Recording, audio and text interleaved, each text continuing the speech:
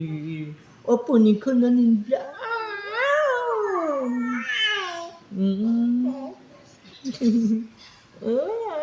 Tia. Kakwasi ka an chua. Tak le amala panikan an chua. Ano lutukulu. Ni chia chinarim long.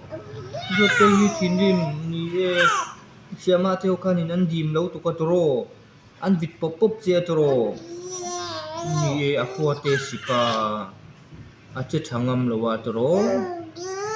Ni amala te kanin ai engle. I damdoi te ka kan hoya. Ni ai engle damdoi nei lau phai chuanin achengam lawa.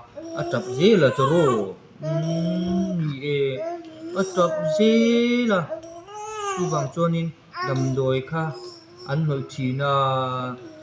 Ni se pachenin mala soma tro. Tunchuan nula lutuka. Nula lutuka papa te ka abe pa ito Papa te ka abe pa ito papa nende ka nanin be pa ito True. Papa nin kanin anin bile ito Cici te lahi ang ngaci. Cici te lahi ang ngaci mate hicu. Mate cici tu hucu.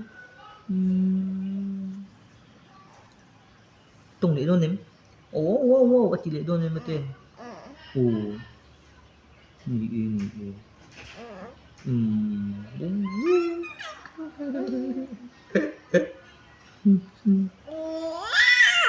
Ni ai tong he chiam ta sin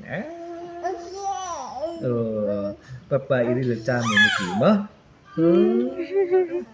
Ni papa iri le cham tulung. Ni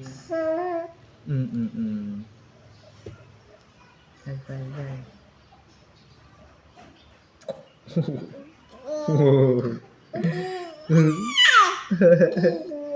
Yai ba puang về mate. Yai ba puang vì ya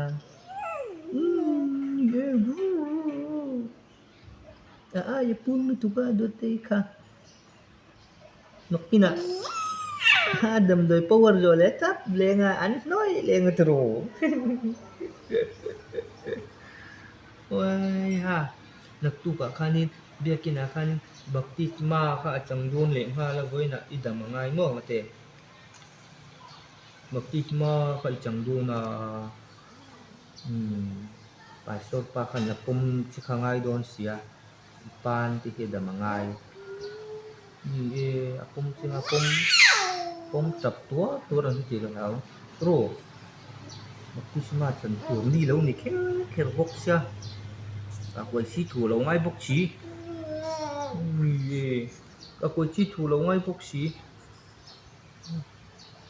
Bồi chắc mày. Em ăn đi chú. Phone ram mo tong de du to don na. Ini phone kay mo mi. Video lang mo dai chan ngai mak zen. Tong lo mate. Nu video min la mi ti la. Tong le la. Nu video min la mi ti lo.